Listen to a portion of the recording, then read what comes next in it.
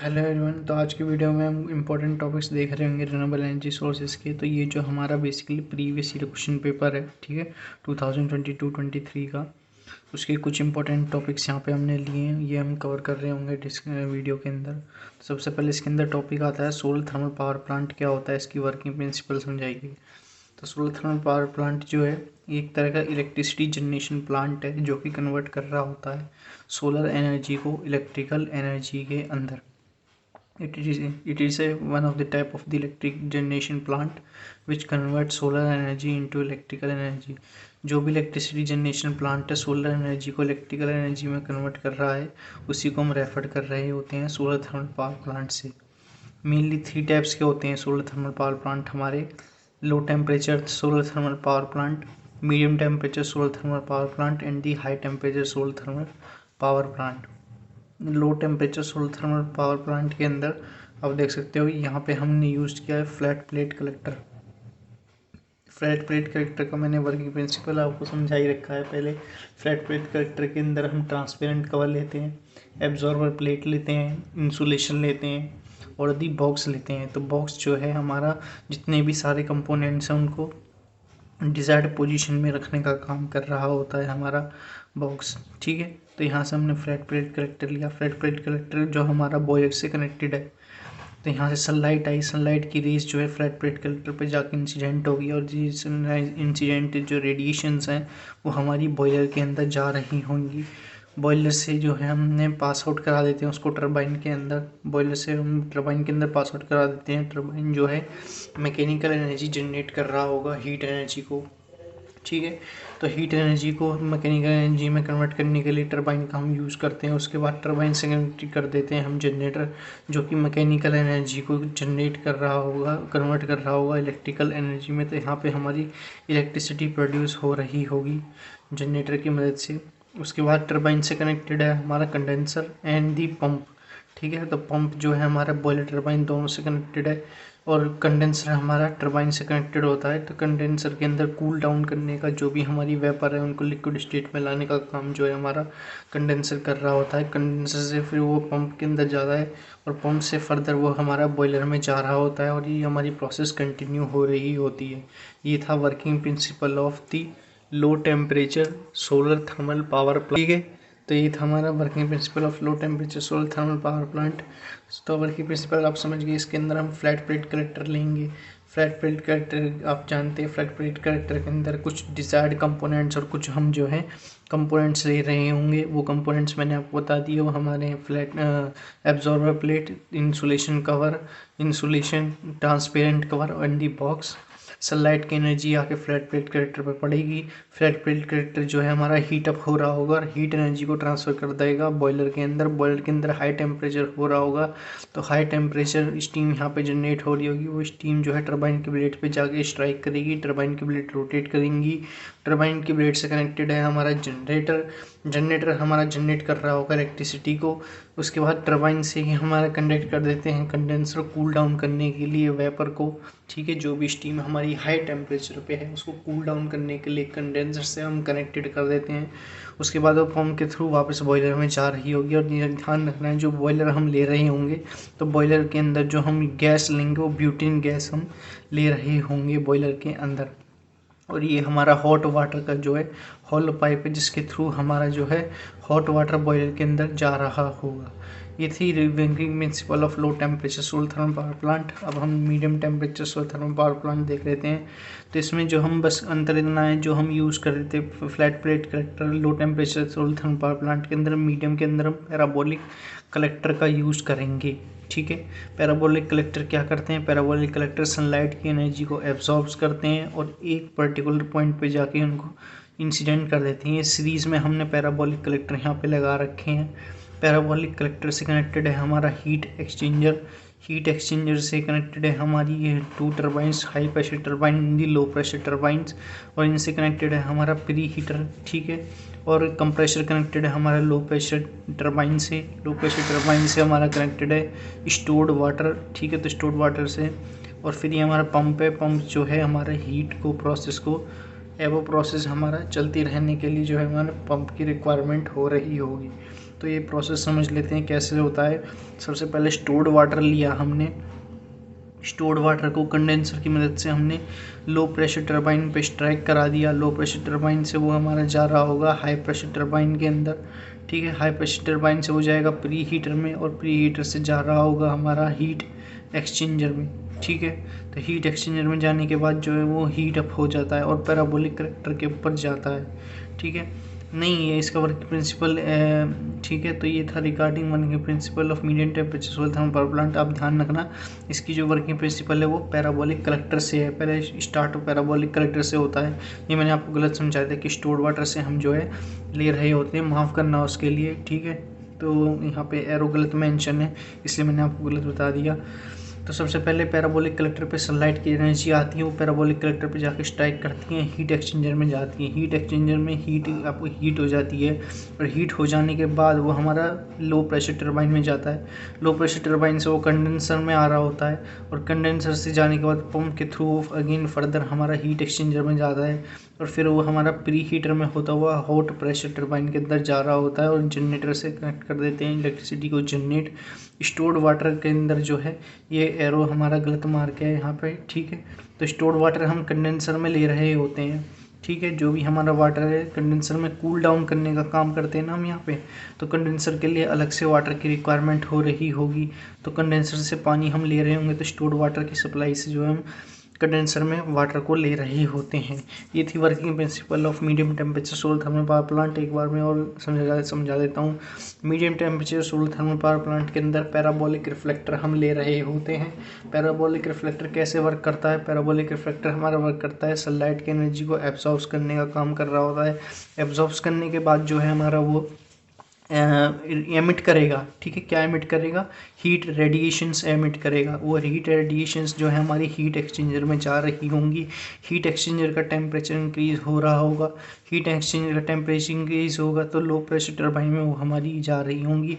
Low temperature से connected है हमारा high pressure turbine. High pressure turbine से प्री हीटर में अगेन वो हीट एक्सचेंजर में जा रही होंगी, और कुछ जो है हमारी स्टीम है वो कंडेंसर के थ्रू आ जाती है। कंडेंसर में हमारा कूल डाउन करने का वर्क कर रहा होता है, तो यहाँ से हमको वाटर की रिक्वायरमेंट हो रही होती है। वाटर की रिक्वायरमेंट को फुलफ़िल करने के लिए स्टोर्ड वाटर हम ले रहे होते हैं एक स्टोर वेसल से, स्टोरेज वेसल से, वाटर के वेसल से स्टोर्ड वाटर हम ले रहे होते हैं, ठीक है। और स्टोर वाटर वेसल लेने के बाद पंप के थ्रू अगेन हीट एक्सचेंजर में कर ले जाते हैं, और लो प्रेशर टरबाइन पे आने के बाद जनरेटर के थ्रू इलेक्ट्रिसिटी हम जनरेट कर रहे होते हैं, और ये प्रेशर हमारा प्रोसेस हमारा कंटिन्यू हो रहा होता है। ये था working principle of medium temperature solar thermal power plant की।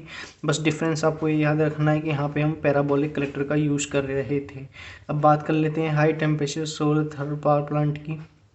तो high temperature solar thermal power plant में we can obtain temperature up to 1500 degree Celsius. जहाँ पे भी टेम्परेचर हमको 1500 डिग्री सेल्सियस तक ऑब्टेन करना हो, वहाँ पे हम जो है high temperature solar thermal power plant ले रहे होते हैं। In this type of solar thermal power plant we use parabolic dish collector. तो पैराबोलिक डिश कलेक्टर हम यहाँ पे यूज़ कर रहे होंगे, ठीक है। एप्लीकेशंस की बात कर लें तो यूटिलिटी स्केल पावर जनरेशन, ठीक है, पावर जनरेशन के लिए यूज़ आता है। ऑफ ग्रिड पावर जनरेशन के लिए यूज हो रहा होता है। डिस्ट्रीब्यूटेड जनरेशंस एमरजेंसी पावर के लिए जो है एप्लीकेशंस में यूसेज हैं इसके, ठीक है, medium temperature solar power plant की। अब बात कर लेते हैं high temperature solar power plant की। Medium temperature solar power plant की जो है हमने पहले बात की थी स्टोरेज वेसल के अंदर, ठीक है।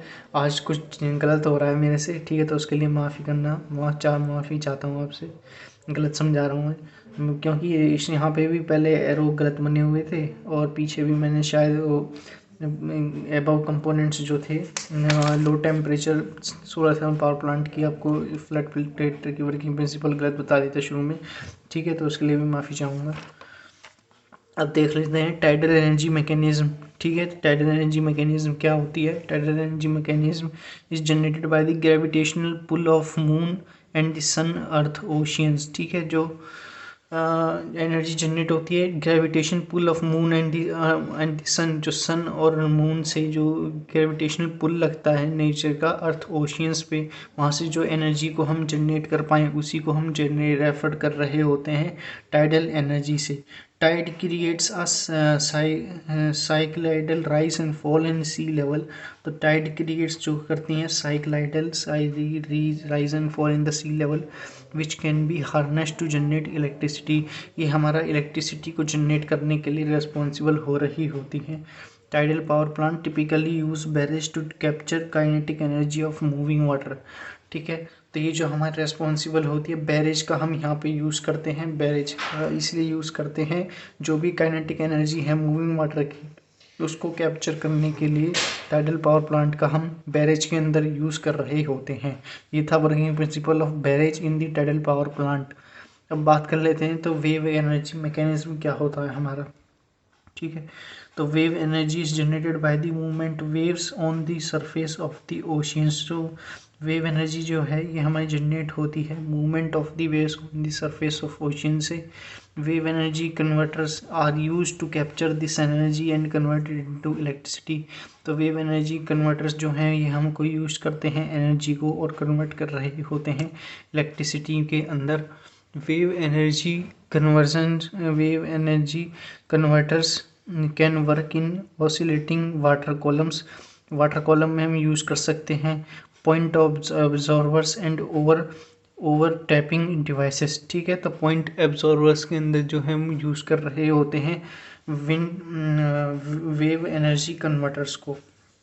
अब बात कर लेते हैं तो थी working principle of tidal energy mechanism and the wave energy mechanism. तो वेव एनर्जी मैकेनिज्म में आप समझ के वेव एनर्जी मैकेनिज्म जो है मूवमेंट ऑफ द वेव्स पे है। सरफेस की जैसे ओशियन सरफेस की हमारी वेव जनरेट हो रही होंगी उनका जैसा राइज एंड फॉल हो रहा होगा वैसे ही हमारी वेव एनर्जी जनरेट हो रही होगी। और टाइडल एनर्जी जैसे हमारा सन और मून का जो ग्रेविटेशनल पुल हो रहा होगा उससे जो हम एनर्जी को जनरेट कर पा रहे होंगे वो हमारा टाइडल एनर्जी मैकेनिज्म में हो रहा होगा। ठीक है, अब हम बात कर लेते हैं सॉलिड बायोमास की।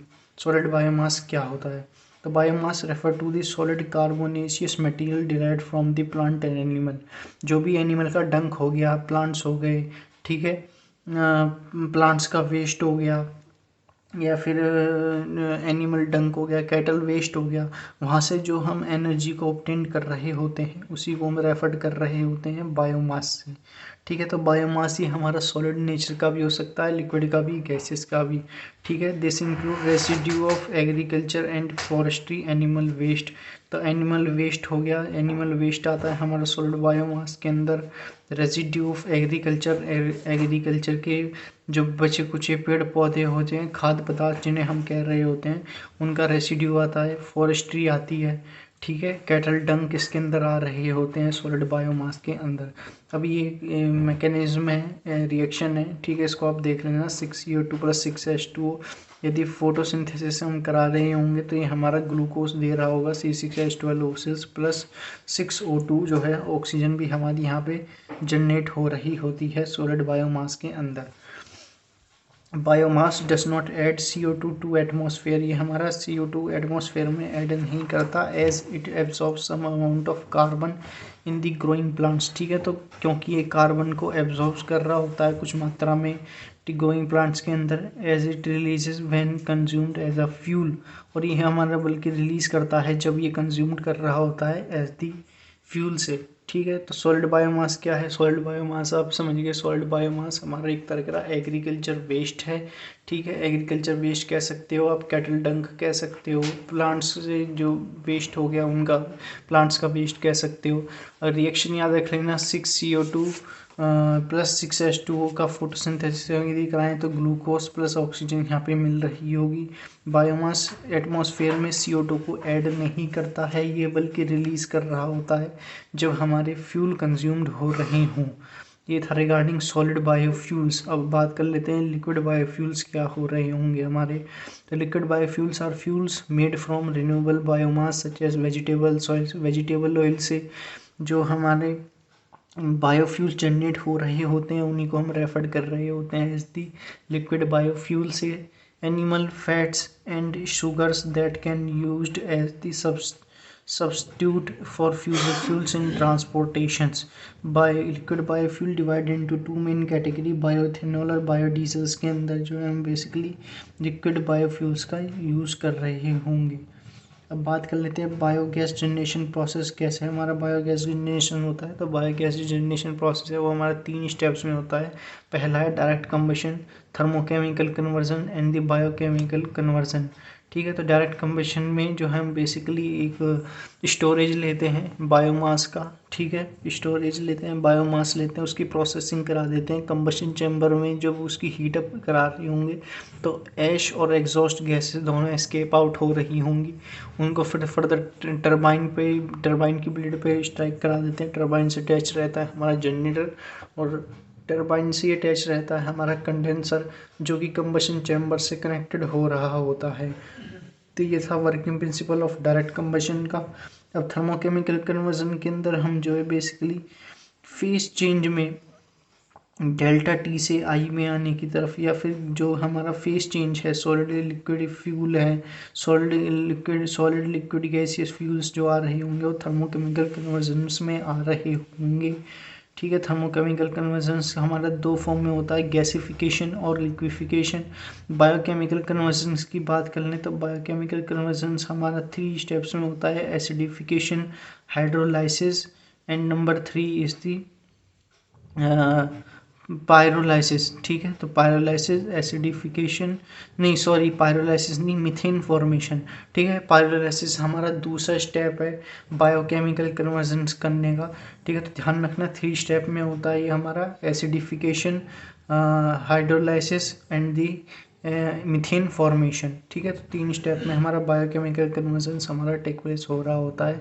ये तो था बायोगैस जनरेशन प्रोसेस का कि बायोगैस जनरेशन प्रोसेस हमारी कैसे हो रही होती है। अब हम बात कर लेते हैं सोलर कंसनट्रेटर्स। तो लास्ट की वीडियो में मैंने सोलर कंसनट्रेटर्स आपको समझा रखा है। सोलर कंसनट्रेटर कुछ नहीं, सोलर कलेक्टर ही है। सोलर कलेक्टर का ही दूसरा नाम सोलर कंसनट्रेटर से है। तो सोलर कंसनट्रेटर हमारे 2 टाइप्स के होते हैं। पहला होता है कंसनट्रेटिंग सोलर कलेक्टर, दूसरा होता है नॉन कंसनट्रेटिंग सोलर कलेक्टर। तो कंसनट्रेटिंग सोलर कलेक्टर भी मैंने आपको बताया था लास्ट की वीडियो में, पॉइंट फोकस्ड होते हैं और लाइन फोकस्ड हो रहे होते हैं। टाइप्स ऑफ कंसनट्रेटिंग कलेक्टर्स जो है हमारे बेसिकली कुछ टाइप्स यहाँ पे गिवन है, इनको मेंशन कर लीजिएगा। जैसे कि पैराबोलिक ट्रिप कलेक्टर है, मिरर स्ट्रिप कलेक्टर, रिफ्लेक्टर है, फ्रेंसनल लेंस है। फ्रेंसनल लेंस आपने पढ़ा भी होगा। कंपाउंड पैराबोलिक कंसनट्रेटर है। ठीक है, तो ये कुछ टाइप्स के हमारे टाइप्स ऑफ कंसनट्रेटिंग कलेक्टर है, या फिर इनको कंसनट्रेटर बोल सकते हैं। ठीक है, types of concentrator, solar concentrator. अब बात कर लेते हैं नॉन कंसनट्रेटिंग कलेक्टर की। नॉन कंसनट्रेटिंग कलेक्टर में हमारे आते हैं इवैक्यूएटेड ट्यूब कलेक्टर और फ्लैट प्लेट कलेक्टर। तो फ्लैट प्लेट कलेक्टर की वर्किंग प्रिंसिपल मैंने आपको पहले ही ऑलरेडी लास्ट की वीडियो में समझा रखी है। जिन्होंने उस वीडियो को नहीं जाके वॉच आउट किया वो जाके वॉच आउट कर सकते हैं। बात कर लेते हैं जो हमारे टाइप्स गिवन हैं कंसनट्रेटिंग कलेक्टर की, जैसे कि पैराबोलिक ट्रफ कलेक्टर है। तो पैराबोलिक ट्रफ कलेक्टर में सनलाइट से एनर्जी आ रही होंगी, सनरेज आ रही होंगी। ये हमारा सन है, सन से जो है रेडिएशंस आ रही हैं, आके स्ट्राइक हो रही हैं किस पे, पैराबोलिक रिफ्लेक्टर पे। पैराबोलिक रिफ्लेक्टर हमारा ये हो गया, इस पे जाके स्ट्राइक हो रही होंगी। स्ट्राइक होने के बाद ये हमारी रिफ्लेक्ट हो रही होंगी। रिफ्लेक्ट होने के बाद ये पर्टिकुलर पॉइंट पे आके फोकस्ड हो जा रही हैं। इसी को हम रेफर कर रहे होंगे, इस पॉइंट को फोकस से। ठीक है, तो ये आता है हमारा पैराबोलिक ट्रफ कलेक्टर के अंदर।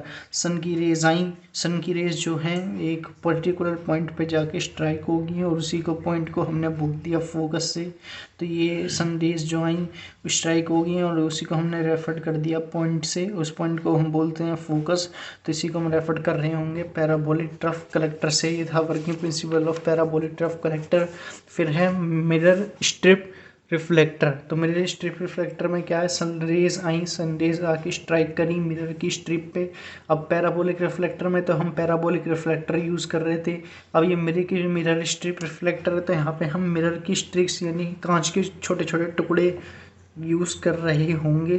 तो सनरेज आई, आके स्ट्राइक हुई मिरर स्ट्रिप्स पे और एक पर्टिकुलर पॉइंट पे आके फोकस्ड हो गई। ठीक है, तो ये हो जाएगा टाइप ऑफ कंसनट्रेटिंग कलेक्टर्स का।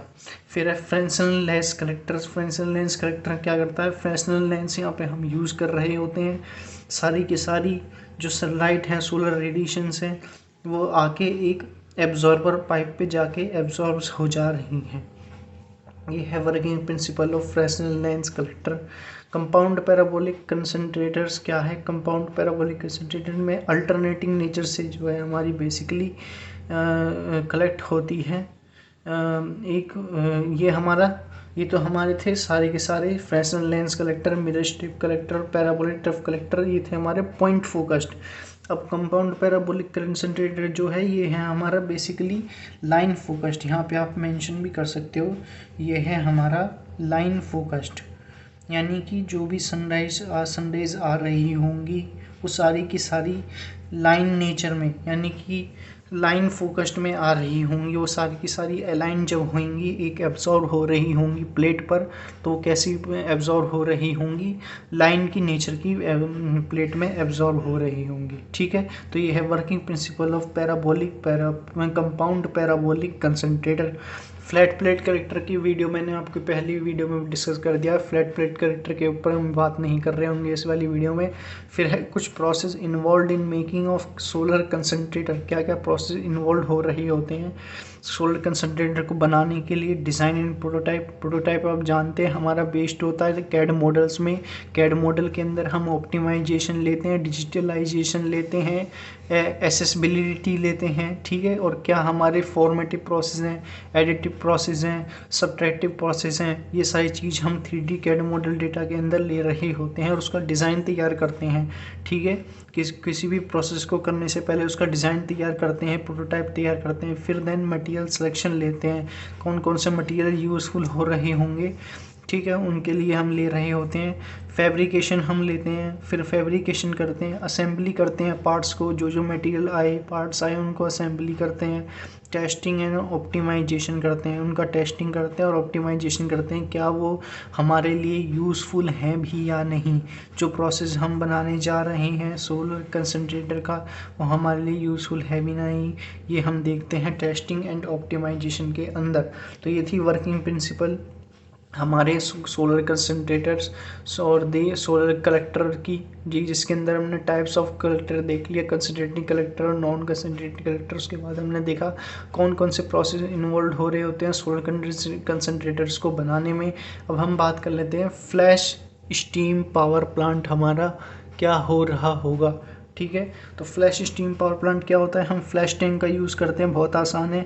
जैसे कि हम जियोथर्मल एनर्जी को हार्नेस करते थे अर्थ के सरफेस से, सिमिलरली बस यहाँ पे भी हम वही काम कर रहे होंगे, बस अंतर इतना है यहाँ पे हम फ्लैश टैंक का हम यूज़ कर रहे होंगे। प्रोडक्शन वेल से हमने जो है अपनी जो हीट एनर्जी को एक्सट्रैक्ट किया और उसको जो है फ्लैश टैंक के अंदर डाल दिया। फ्लैश टैंक में हमारे जो है हीट एनर्जी इंक्रीज हुई, स्टीम में कन्वर्ट हो गई और उस स्टीम को टरबाइन की ब्लेड पे स्ट्राइक कर दिया। टरबाइन की ब्लेड से अटैच है हमारा जनरेटर हमारा इलेक्ट्रिकल एनर्जी को as a output medium supplied कर रहा होगा, तो इलेक्ट्रिकल एनर्जी यहाँ से जनरेट हो रही होगी जनरेटर की मदद से। ठीक है, अब टरबाइन से ही हमारा कनेक्टेड रहता है इंजेक्शन वेल, तो जो भी हमारी हीट एनर्जी फ्लैश की प्रोडक्शन वेल से आ रही है हीट एनर्जी, उसी को हीट एनर्जी को वापस हम जो है अर्थ की सरफेस में सप्लाइड कर देते हैं with the help of the injection well. ये तो था working principle of flash steam power plant. अब हम देख लेते हैं ड्राई स्टीम पावर प्लांट क्या होता है। ड्राई स्टीम पावर प्लांट के अंदर हम फ्लैश टैंक का यूज़ नहीं कर रहे होते हैं, डायरेक्ट टरबाइन की ब्लेड पे जाके जो है प्रोडक्शन वेल की मदद से थ्रू हॉट गैसेस को स्ट्राइक करा रहे होंगे। टरबाइन से अटैच है हमारा जनरेटर जनरेट कर रहा होगा इलेक्ट्रिसिटी को, और टरबाइन से ये अटैच होता है हमारा इंजेक्शन वेल। ठीक है, तो इंजेक्शन वेल क्या करेगी, इंजेक्शन वेल जो भी हमारी हॉट गैसेज हैं, हॉट स्टीम है, ठीक है, या फिर हाई टेम्परेचर स्टीम है, सैचुरेटेड स्टीम वेपर्स हैं, उनको जो है इंजेक्ट कर रही होगी अर्थ की सरफेस में। ये है working principle of dry steam power plant की। अब बात कर लेते हैं एमएचडी पावर जनरेशन सिस्टम क्या होता है। तो एमएचडी पावर जनरेशन सिस्टम हमारा बेसिकली मैग्नेटिक पे बेस्ड रहता है। कैसे हमारा मैग्नेटिक नेचर शो कर रहा होगा और ये हमारी इलेक्ट्रिक फील्ड की सप्लाई कैसी हो रही होगी, उसी पर बेस्ड हमारा ये एमएचडी सिस्टम डील करता है। ठीक है, MHD system deals with the generation of the electric field. जैसे जैसे हमारी इलेक्ट्रिक फील्ड जनरेट हो रही होंगी वैसे वैसे एमएचडी फील्ड सिस्टम हमारा वर्क कर रहा होगा। When an ionised fluid at high temperature passes through the applied magnetic field, ठीक है, DC is generated from the system with expose of the time thermal energy, यानी कि डायरेक्ट करंट सप्लाई जो है हमारी जनरेट हो रही होगी सिस्टम से जब हम थर्मल एनर्जी को सप्लाइड कर रहे होंगे सिस्टम के अंदर। Based on the Faraday law of electromagnetic induction आप सबने पढ़ा होगा, तो ये हमारा Faraday law of electromagnetic induction पर बेस्ड हमारा वर्क कर रहा होता है। एक्सटर्नल लोड लेते हैं, इसमें एक्सटर्नल लोड की सप्लाई करा देते हैं हम। यहाँ पे दो रॉड हैं, इलेक्ट्रोड रॉड हैं, ये हमारी एनोड की है, ये हमारी कैथोड की है। हाई टेम्परेचर ले रहे होते हैं यहाँ पे 300 डिग्री सेल्सियस पे गैसेस को हम हीट करा रहे होंगे। अब जब इस नेचर का शो किया यहाँ पे हमने जो है बेसिकली एमएचडी पावर सिस्टम डाला, तो एमएचडी पावर सिस्टम ने 3 डायरेक्शन में वेरिएशन शो किए। एक तो हमारा वाई एक्सिस हो गया, एक एक्स एक्सिस हो गया और एक हमारा कैसा हो गया, जेड एक्सिस हो गया। ठीक है, तो 3 एक्सिस में जो भी एमएचडी सिस्टम ने हमारा ये अपना नेचर शो किया और ये हमारी इलेक्ट्रिक फील्ड की लाइन है। तो इलेक्ट्रिक फील्ड की लाइन में भी हमारा एमएचडी सिस्टम अपना जनरेशन शो कर रहा होगा। यही है हमारा working principle MHD generation system का। Conductor to solid liquid gas hot gases in the MHD hot ionised gases in the MHD system. तो इसमें कंडक्टर जो लेते हैं वो हमारा सॉलिड की स्टेट में भी हो सकता है, लिक्विड स्टेट में भी हो सकता है और गैसेस स्टेट में भी हो सकता है। Hot ionised gases in the MHD system, hot ionised gases MHD system के अंदर हम ले रहे होंगे।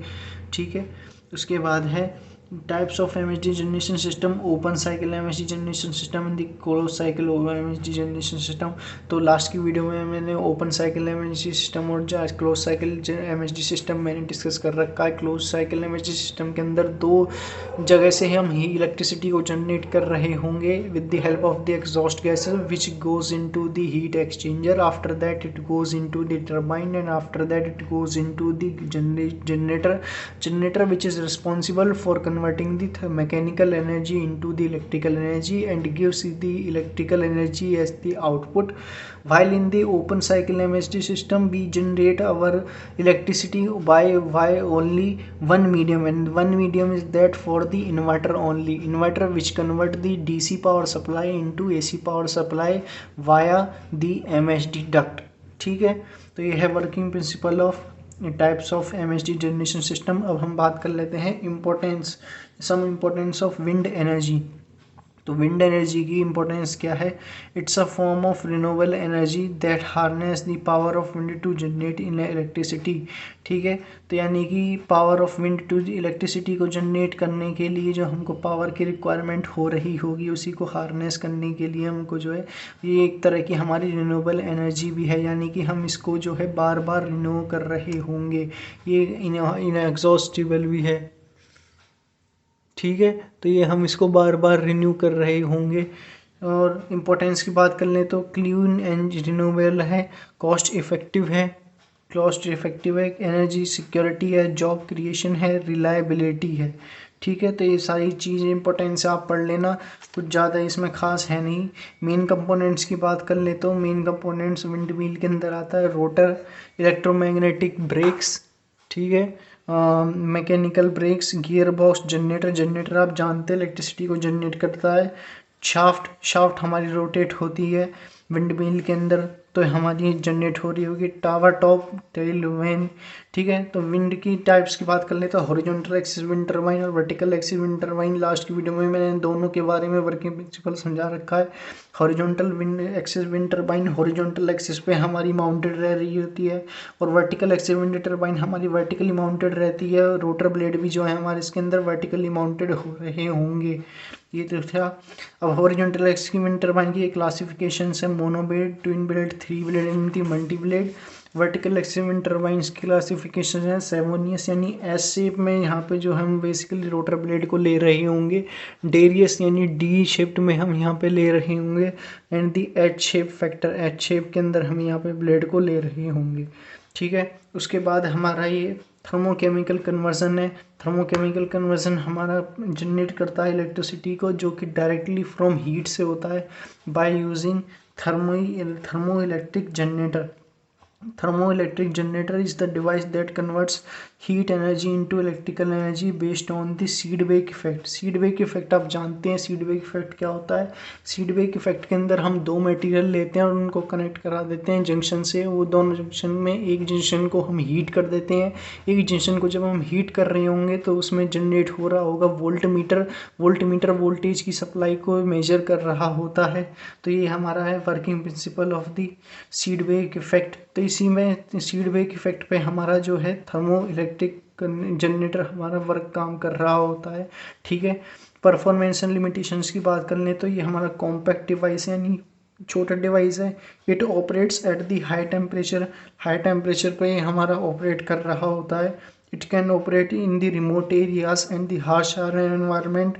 रिमोट एरियाज में भी ऑपरेट कर सकता है। It has the higher conversion efficiency इसकी हायर हो रही होती है। लिमिटेशंस की बात कर ले तो it needs high operating temperature at anode. Metal is costly as it has to withstand high temperature. तो मटेरियल भी हमारा कॉस्टली आता है जिसके कारण जो हमारा it has to withstand high temperature की यहाँ पे हमारे को रिक्वायरमेंट हो रही होती है। ठीक है, उसके बाद ये हमारा एनारोबिक डाइजेशन प्रोसेस है। एनारोबिक डाइजेशन प्रोसेस आपको बता दिया मैंने 3 स्टेप्स में होता है। Hydrolysis, acidification, methane formation. ये हमारा पिछला वाला ही है जो मैंने आपको बताया था कि जो हमारे बायोकेमिकल कन्वर्जन्स में आ रहे होते हैं। तो बायोकेमिकल कन्वर्जन्स में हमारा एक प्रोसेस आता है एनारोबिक डाइजेशन और दी फर्मेंटेशन। तो यहाँ पे लिख लेना, जैसे कि बायोकेमिकल कन्वर्जन्स के अंदर हमारे 2 प्रोसेस आ रहे होते हैं। एक तो है एनारोबिक डाइजेशन प्रोसेस और एक आता है हमारा फर्मेंटेशन। ये हमारे दोनों प्रोसेस जो हैं बायोकेमिकल कन्वर्जन के अंदर आते हैं। एनारोबिक डाइजेशन प्रोसेस के अंदर आप जानते हैं हमारे 3 प्रोसेस आ रहे होते हैं, hydrolysis, acidification and the methane formation. तो हाइड्रोलाइसिस में ये देखो यहाँ पे हमको गिवन है सेलुलोज प्लस न्यूट्रिएंट्स हम जब बना रहे होंगे तो सॉल्युबल ग्लूकोज प्लस न्यूट्रिएंट्स दे रहा होगा। एसिडिफिकेशन के अंदर हम एसिड प्रोड्यूसिंग बैक्टीरिया की रिएक्शन करवा रहे होंगे विद दी सॉल्युबल ग्लूकोज से, तो हमको इथाइल अल्कोहल प्रोड्यूस कर रहा होगा प्लस कुछ हमारे प्रोडक्ट प्रोड्यूस करेगा जैसे कि H2 हो गया, CO2 हो गया, plus some other fatty acids and the other products. ठीक है, उसके बाद हमने मीथेन फॉर्मेशन करवाई। मीथेन फॉर्मेशन में इथाइल अल्कोहल को CO2 से रिएक्ट करवाते हैं जो कि हमको 2CH3COH प्लस CH4 यहाँ पे मीथेन जनरेट होती है। ये CH4 हमारी मीथेन है। ठीक है, तो आप लिख सकते हो यहाँ पे हमारी मीथेन जनरेट हो गई है। तो CH3COH भी क्या है हमारा एज अ बाई प्रोडक्ट है मीथेन प्लस कार्बन डाइऑक्साइड का। ये हमारा बाई प्रोडक्ट है मीथेन प्लस कार्बन डाइऑक्साइड का। उसके बाद हमारा OTEC सिस्टम लास्ट टॉपिक आता है। OTEC सिस्टम हम ज़्यादा वीडियो को लंबा नहीं कर रहेंगे। ठीक है, स्मॉल छोटी वीडियो में कंप्लीट करने की कोशिश कर रहे होंगे। OTEC सिस्टम आप जानते हो, OTEC सिस्टम जो है हमारा बेसिकली टेम्परेचर डिफरेंस को बताता है जो हमारा वाटर का है बॉटम लेवल पे ऑफ द सी पे और water at the top level of the sea. आप इसको ऐसे देख सकते हो, सनलाइट की एनर्जी है वो इससे स्ट्राइक हुई है हमारी ओशन की सरफेस पे। ओशन की सरफेस पे जब स्ट्राइक हुई है तो अपर सरफेस का पानी हमारा गर्म हो रहा होगा, ऊपर होगा वार्म वाटर और नीचे हो रहा होगा कोल्ड वाटर। ठीक है, तो वार्म वाटर जो है हमारा मान लेते हैं ऊपर का टेम्परेचर यदि 30 डिग्री सेल्सियस है तो after we go depth into the 1000 meter it goes down temperature to the 10 degree Celsius and that the temperature difference delta T is the 20 degree Celsius. This temperature difference is generated with the help of the conversion system and that conversion system referred to as the ocean thermal energy conversion system. ठीक है, अब इसके जो हैं कुछ types हैं, जैसे कि इसके 2 टाइप्स हैं, open cycle OTEC system and the close cycle OTEC system. ठीक है। तो ओपन साइकिल ओटीसी सिस्टम और close cycle OTC system already मैंने वीडियो में कवर कर रखा है लास्ट की वीडियो में, जिसने नहीं देखा उसको जाके वॉच आउट कर सकते हो। This temperature can be use to operated heat engine. Heat engine को ऑपरेट कराने के लिए जो है हम बेसिकली ओटीसी सिस्टम का यूज़ करेंगे, ठीक है। तो यहाँ पे आज की वीडियो में हमने ओटीसी सिस्टम समझ लिया, एनारोबिक डाइजेशन प्रोसेस समझ लिया क्या होता है। एनारोबिक डाइजेशन प्रोसेस के अंदर 3 प्रोसेस होते हैं, hydrolysis, acidification, methane formation. Hydrolysis के अंदर सेलुलोज प्लस न्यूट्रिएंट्स को जनरेट करते हैं, सोल्यूबल ग्लूकोज प्लस न्यूट्रिएंट्स। इस सोल्यूबल ग्लूकोज की रिएक्शन करा देते हैं एसिड प्रोड्यूसिंग बैक्टीरिया से, जो कि जनरेट करता है ethyl alcohol plus other products and the fatty acids plus H2O plus carbon dioxide. And this ethyl alcohol when reaction with the carbon dioxide, it gives the acid methane producing compound, and that methane producing compound is CH3COH, which is the combinations of the methane plus carbon dioxide, ठीक है। After that we see the some importance of the wind energy. Wind energy की क्या importance है, clean है, cheap है, cost effective है, energy security है, job creation है, रिलायबिलिटी है, ठीक है। उसके बाद हमने कुछ कंपोनेंट्स देखे जैसे कि रोटर ब्लेड हो गए, जब वो हमारे ब्लेड रोटेट कर रहे होंगे तो विंड की एनर्जी को जनरेट कर रहे होंगे, विंड की एनर्जी जनरेट हो जाएगी। गियर बॉक्स से कनेक्टेड हो गया हमारा जनरेटर जनरेट कर रहा होगा इलेक्ट्रिसिटी को। जनरेटर के बाद हम इलेक्ट्रिकल कंट्रोल कर देते हैं, इलेक्ट्रिक कंट्रोल हमारा ट्रांसफार्मर के थ्रू, ग्रिड कनेक्शन के थ्रू, हाउस होल्ड पर्पस के लिए इलेक्ट्रिसिटी को जनरेट कर रहा होता है। उसके बाद हमने एमएचडी जनरेशन सिस्टम देख लिया। MHD generation system Faraday law of electromagnetic induction पर बेस्ड हमारे वर्क काम कर रहा होता है। Flash steam power thermal power plant देखा, इसकी वर्किंग प्रिंसिपल सेम है जैसे कि हमारे जियोथर्मल पावर प्लांट की है, बस the main difference that we use here is the flash tank, ठीक है। तो यहाँ पे हम फ्लैश टैंक ले रहे होते हैं फ्लैश स्टीम पावर प्लांट के अंदर। डैश स्टीम पावर प्लांट के अंदर फ्लैश टैंक का यूज़ नहीं कर रहे होते हैं। कंसनट्रेटर की बात कर ले तो 2 टाइप के कंसनट्रेटर होते हैं। कंसनट्रेटर एक तो होता है कलेक्टिंग कंसनट्रेटर और एक होता है नॉन कलेक्टिंग कंसनट्रेटर, ठीक है। यानी कि नॉन कंसनट्रेटिंग कलेक्टर्स और कंसनट्रेटिंग कलेक्टर्स। कंसनट्रेटिंग कलेक्टर्स के अंदर आप जानते हैं हमारे 4 टाइप्स के आते हैं, parabolic trough collector, mirror strip reflector, Fresnel lens, compound parabolic concentrators. और नॉन कंसनट्रेटिंग कलेक्टर के आते हैं अंदर हमारा evacuated tube plus the flat plate collector. Flat plate collector की ऑलरेडी हमने वीडियो बना के डिस्कस कर रखी है वर्किंग। इसके अंदर 4 कंपोनेंट्स आ रहे होते हैं, transparent cover, absorber plate, insulation in the box is then used to for keep the above components in the desired position. After that we have seen the some basic principle on the energy mechanism behind the tidal energy generation system and the wave generation system. solid biomass देखा हमने। solid biomass के अंदर हम जानते हैं जो भी cattle डंक हो गया, एनिमल वेस्ट हो गया, उनसे जो प्रोड्यूस हो रही होती है एनर्जी, उसी को हम रेफर कर रहे होते हैं सॉलिड बायोमास। के बाद हमने लिक्विड बायोमास देखा, फिर हमने देखा बायोकेमिकल कन्वर्जन्स क्या हो रहे होंगे। After that we have seen the solar thermal power plant. Solar thermal power plant है 3 types, low temperature thermal power plant, medium temperature solar thermal power plant, the high temperature solar thermal power plant. The difference in the low temperature solar thermal power plant and the medium temperature solar thermal power plant is that we use the flat plate collector in the low temperature solar thermal power plant, and the medium temperature solar thermal power plant we use the parabolic collectors in the series, ठीक है। And in the high temperature solar thermal power plant we operated at the temperature where it is the temperature is तो 1500 degree Celsius. तो इस video में हम इतना ही रखते हैं। इस वीडियो में हमने जो है इंपॉर्टेंट टॉपिक्स डिस्कस कर लिए हैं और ये प्रीवियस ईयर क्वेश्चन पेपर था हमारे AKTU एग्जामिनेशन का। सो इस वीडियो में इतना ही, तब तक के लिए ठीक है। और बाकी की वीडियो मैंने ऑलरेडी अपलोड कर दी है, जिन्होंने जाके वॉच आउट नहीं की है। यूनिट 4 एंड यूनिट 5 की वीडियो आपको मिल गई है, ठीक है। और प्रीवियस ईयर क्वेश्चन पेपर की वीडियो है, इंपॉर्टेंट टॉपिक्स की वीडियो हमने ऑलरेडी डिस्कस कर ली है। तो इस वीडियो में तो नहीं रखते हैं। See ya have a good day, bye.